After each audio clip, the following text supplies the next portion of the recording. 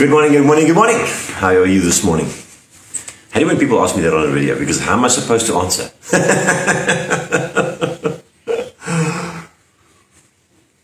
Anyway, how's it? Thanks for joining me once again.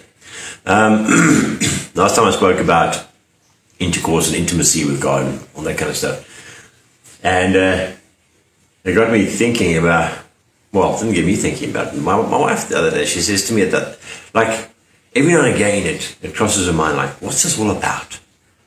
What's this thing called life all about anyway? I mean, what's the point? What's the purpose? We always ask that, the big, deep question, what is the purpose? And I think until we find a purpose in our lives, it's kind of wishy-washy, pointless. Why are we here? If we don't have purpose, then what's the point? Anyway, so these have been my musings over that particular point. So God in his triune is relational, right? And he wants a relationship. And he decided to create a being that he could relate to. And that being was us, spiritually.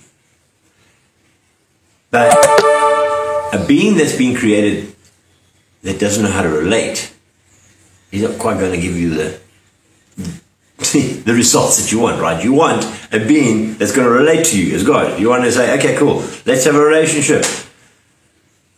So then he looks at us and he goes, oh, okay, so now man has to learn how to relate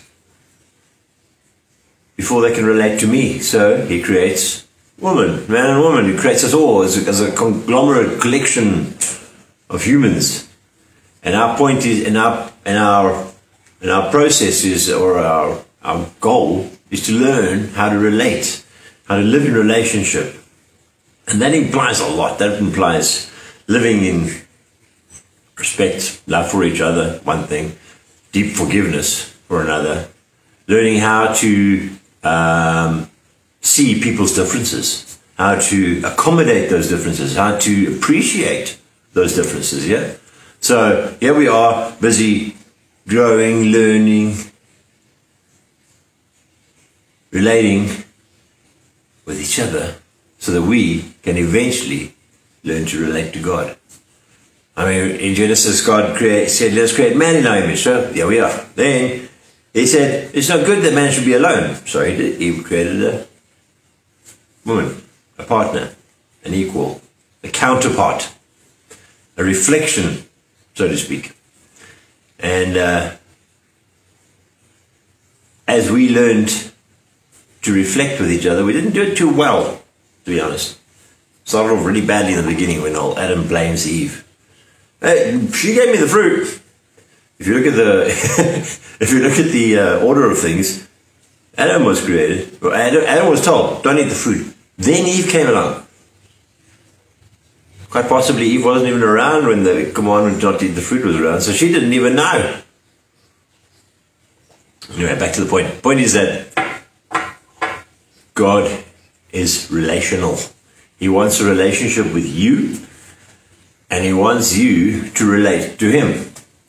And the only way we can do that is to relate with each other, yeah?